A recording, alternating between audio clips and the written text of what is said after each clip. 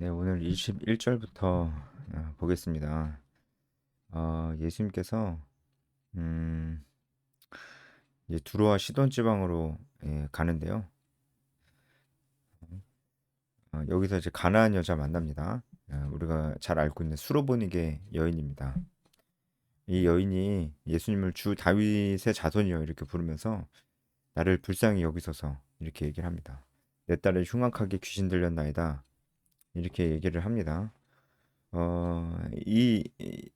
이 얘기를 한 번 한 게 아니고 이제 지속적으로 계속 한 것 같아요. 그래서 제자들이 좀 짜증이 났어요. 예수님한테 이제 가서 이 여자 좀 그 말 좀 그만하라고 좀 그렇게 얘기 좀 해주세요. 그렇게 얘기를 하죠. 자, 여기까지 한번 보면요. 일단은 예수님께서 두로와 시돈 지방으로 이제 가셨다는 것도 좀 약간 이례적인 행보입니다. 그리고 이게 이 행보가 더 이례적인 이유는 뭐냐면 예수님이 나중에 이 여인한테 예수님께서는 이스라엘의 보내심을 받았다 이렇게 말씀을 하시잖아요. 24절에 예수님 자신이 이스라엘의 보내심을 받았다 이렇게 말씀하시면서 지금 이스라엘이 아닌 이방 지역에 계신 거거든요. 그러니까 약간 안 맞죠? 근데 예수님께서 어, 지금 뭐 이제 언행일치가 안 되는 그런 모습을 보이시는 게 아니고요. 이 두로와 시돈 지방 이방 땅에는 일부러 가신 겁니다. 예, 왜냐면은 이제 오병이어 이후로 사람들이 예수님을 계속 쫓아다녔기 때문에 어, 그리고 이제 그 예수님을 죽이려는 그 대적들의 세력들도 너무 커졌기 때문에 예수님이 제자들에게 집중하시기가 어려웠어요. 그래서 제자들에게 집중하시려고 일부러 예수님을 아무래도 상대적으로 아는 사람이 별로 없는 이 두로 시돈 지방 이방 땅으로 이제 가신 겁니다. 이제 예수님이 십자가에 달려 죽으시기 1년도 안 남았거든요.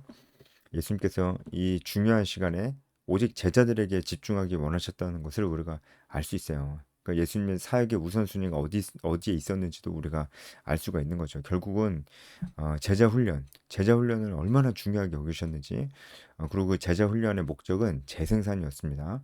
재생산을 목적으로 한 훈련이 제자 훈련입니다. 제가 갑자기 조금 다른 얘기는 했는데요. 어, 진짜 예수님의 제자 훈련을 모델로 한 제자 훈련은 재생산을 목적으로 한 제자 훈련입니다. 그래서 제자 훈련이다 이렇게 클래스를 열어놓고 그냥 앉아서 배우기만 하거나 큐티 노트만 쓰거나 이제 책 읽고 독후감만 쓰거나 예배 참석 횟수만 체크하거나 설교 노트만 하게 하거나 그걸 가지고 평가에서 수료하거나 수료하지 않거나 하고 이것을 제자 훈련이라고 한다면 예, 제자 훈련이라고 한다면 그것은 예수님이 하셨던 제자 훈련은 아닙니다. 왜냐면은 그런 클래스들은 물론 너무 유익하죠. 너무 유익한데 개인의 성장에만 유익하고 재생산을 목적으로 하지 않기 때문입니다. 그죠? 재생산이 뭔지 알죠? 그죠? 그래서 예수님은 재생산을 목적으로 했기 때문에 이 마지막 공생의 라스트 원 이어는 정말 제자들에게 집중해야 될 필요가 있었던 거예요. 예수님이 이제 승천하시고 안 계실 때 제자들이 이제 이 땅에 세워질 최초의 교회 공동체의 영적 리더가 되어야 되기 때문에 이들에게 집중하셨던 겁니다. 재생산이 목적이 아니었다면 예수님께서 굳이 이렇게 하실 필요 없었어요. 우리가 예수님께서 두로와 시돈 지방에 있다는 것만을 봐도 예수님께서 제자 훈련, 특히 재생산을 목적으로 했다는 것을 그걸 사역의 우선순위로 삼았다는 것을 우리가 알 수 있고요. 여기에서 근데 이제 뜻밖의 이 가나안 여자 풀어보는 여인을 만난 거죠. 이 여인이 예수님에 대해서 이렇게 얘기합니다. 예수님을 부를 때 주 다윗의 자손이요. 이게 중요해요.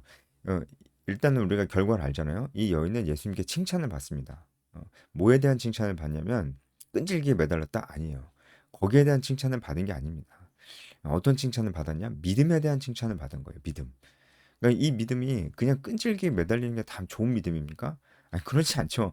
여러분 다른 종교 믿는 사람들도 이제 비나이다 비나이다 할 때 끈질기게 비나이다 해요. 그래서 끈질기게 매달리는 걸로 칭찬받은 건 아닙니다. 그러니까 우리도 기도할 때 그냥 무조건 그냥 끈질기게 하나님께 매달린다고 그게 다 좋은 기도가 될 수는 없어요. 그러니까 믿음이 어떤 믿음이냐가 정말 중요하죠. 어떤 믿음이냐. 그래서 이 여인의 믿음을 평가할 때 이 가장 단적으로 이 여인의 믿음을 평가할 때 아주 정확하게 알 수 있는 이 구절이 바로 주 다윗의 자손이여라고 이 여인이 이렇게 예수님을 불렀다는 것에서 이 여인의 믿음이 건전한 믿음이었다는 것을 알 수가 있어요. 일단 주님이라고 했어요. 그리고 다윗의 자손이여 이렇게 얘기한 것은 이 여인이 예수님이 어떤 분이신지를 정확하게 알고 있었다는 거예요. 그리고 그것을 믿었다는 거예요. 그래서 그래서 이 여인이 그런 믿음으로 말미암아 칭찬을 받았던 것이죠. 어, 그렇죠. 어, 네, 네, 그렇습니다. 예, 가난한 여자 하나가 그 지경에서 나와서 이렇게 됐는데 제가 요거를 이제 헬라어로 보면은 이 표현이 어, 이렇습니다. 그 지경에서 나와서 이 표현이 헬라어로 보면은 어, 몸으로부터 분리되어 나아가다라는 뜻인데요. 이것은 어쨌든 가나안 여인이 굉장히 멀리서 왔다는 것을 얘기해 주고요. 어, 그만큼 이 여인이 굉장히 간절한 마음이었고 그만큼 이 여인이 예수님에 대한 믿음이 확고했다라는 것도 우리가 알 수가 있는 거죠. 예수님은 대답하지 않으시다가 이제 24절에 예수님께서 대답을 하셨습니다. 어, 나는 이스라엘 집에 잃어버린 양 외에는 다른 데로 보내심을 받지 아니하였노라 이렇게 말씀을 하시는 거죠. 예. 예수님께서 이렇게 말씀하신 이유는 지금 예수님이 오직 이 복음이 이스라엘에게만 전해질 거야 라고 말씀하시는 건 아닙니다. 어, 이것은 우선순위에 대해서 얘기하는 거예요. 복음이 우선은 이스라엘에게 전해질 거야 이 말씀을 하시는 겁니다. 어, 근데 이 여인이 그 뜻을 잘 캐치를 했어요. 그래서 계속 저를 도와주세요. 이렇게 계속 얘기를 하는 거죠. 그래서 여기서 저를 도우소서 이 말씀도 헬라어로 보면은 어, 그, 이 우는 소리, 우는 소리, 그리고 달리다의 합성어예요. 그러니까 이건 뭐냐면은 울부짖는 소리를 듣고 달려가다라는 뜻이에요.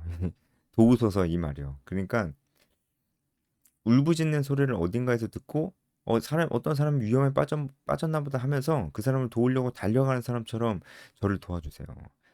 이런 얘기입니다. 그러니까 제가 지금 그만큼 절박합니다.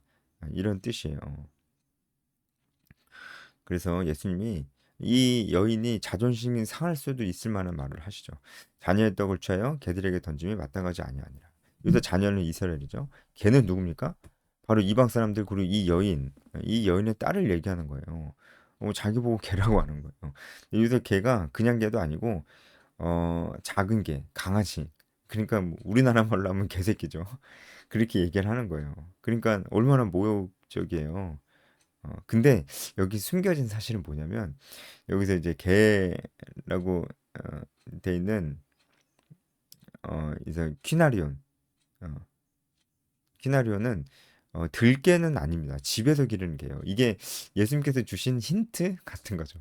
어, 일단은 개긴 개인데 또 이제 개긴 개인데 집에서 기르는 개예요. 그리고 마땅하지 아니하니라 이 말씀도요.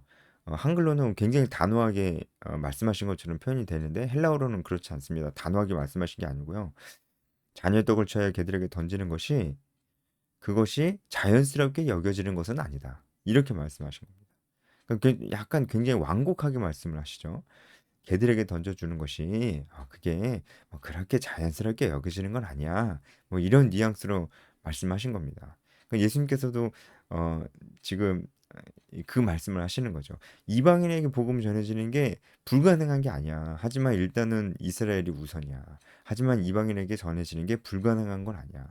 그래서 이 개도 어, 굉장히 듣기엔 기분 나쁜 말일 수도 있지만 사실은 집 안에서 기르는 개, 우리가 집 안에서 기르는 개는 좀 가족처럼 여기는 게 있잖아요. 그래서 이게 아예 불가능한 건 아니라는 그 문을 열어 두셨어요. 예수님 말씀하실 때. 네. 여자가 그걸 알았던 것 같아요. 예수님의 그 말씀의 의도를 알았던 것 같아요. 이것도 알아챈 것도 이 여인이 분명히 믿음이 있어서 그랬을 거예요. 어떤 믿음일까요? 분명히 이 예수 그리스도를 믿는 이 복음이 이방인들에게도 전해지는 것이다. 이 축복이 이방인들에게도 간다. 나 같은 이방인들에게도 메시아의 축복이 간다라는 것을 분명히 알고 있었을 겁니다. 예수님을 다윗의 자손이라고 부를 정도면은 아주 잘 알고 있는 구약을 알고 있는 여인이에요. 그러니까 이 구약에도 이방인들에게 이 복음이 전해질 것이라는 예언이 많잖아요. 그것도 알고 있었던 것 같아요. 그래서 예수님의 그 의도를 알고 어, 결국은 계속해서 간청을 합니다. 부스러기까지 먹지 않느냐. 이렇게 얘기를 하면서 결국은 예수님께 칭찬을 받고 네 믿음이 크다. 이렇게 얘기를 하면서 칭찬을 받습니다. 내 소원대로 되리라. 이렇게 예, 말씀을 하시는 거예요. 이것은 이제 헬라어로 보면 내가 바라는 만큼 내게 이루어지리라. 이렇게 말씀하시는 거예요. 그러니까 내가 바라는 만큼, 내가 믿는 만큼 너에게 이루어질 것이다. 그러니까 여기서도 믿음이 강조되어 있습니다. 그러니까 여인의 믿음은 정말 예수님을 잘 아는 믿음이었고 그 믿음으로 인해서 끈질기게 그 믿음 때문에 끈질기게 예수님께 간청을 한 것이고 결국은 예수님께서 이 여인의 믿음을 어, 보시고 칭찬하시고 그리고 고쳐 주셨습니다. 강조가 되어 있는 건 믿음입니다. 여인이 가지고 있었던 건전한 믿음 그리고 예수님을 전적으로 의지하고 간청하는 거 되어 있습니다. 여러분 그래서 우리도 이런 기도 생활이 정말 필요하겠죠. 하나님 앞에 간절하게 우리가 하지만 우리가 건전한 믿음 안에서 간절하게 기도하는 것이 필요할 것입니다. 여기까지 하겠습니다.